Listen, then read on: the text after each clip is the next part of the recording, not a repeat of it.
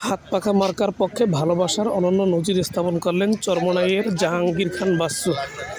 আপনারা জানেন, আগামী ত্রয়োদশ জাতীয় সংসদ নির্বাচনে ইসলামী আন্দোলন বাংলাদেশ সারা দেশব্যাপী এককভাবে হাত পাখা প্রতীকে প্রতিদ্বন্দ্বিতা করছেন।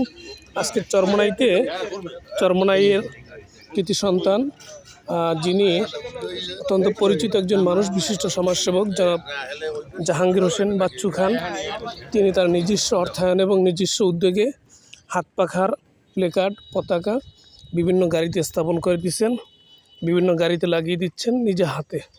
আগামী ত্রয়োদশ জাতীয় সংসদ নির্বাচনে বরিশাল ৫ সদর আসনে ইসলামী আন্দোলন বাংলাদেশের পক্ষ থেকে প্রতিদ্বন্দ্বিতা করবেন ইসলামী আন্দোলন বাংলাদেশের সম্মানিত সিনিয়র নায়েবে আমির আল্লামা মুফতি সৈয়দ মোহাম্মদ ফয়জুল করিম শাইখে চরমোনাই হাফিজাল্লাহ। তারই সমর্থনে বরিশালে ব্যাপক প্রচার প্রচারণা চলবে ইনশাআল্লাহ।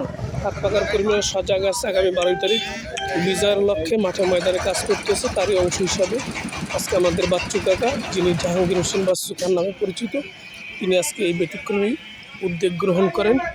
প্রতিটি গাড়িতে, অটো গাড়িতে তিনি হাত পাখার প্লেকার্ড, পতাকা লাগিয়ে দেন। আলহামদুলিল্লাহ।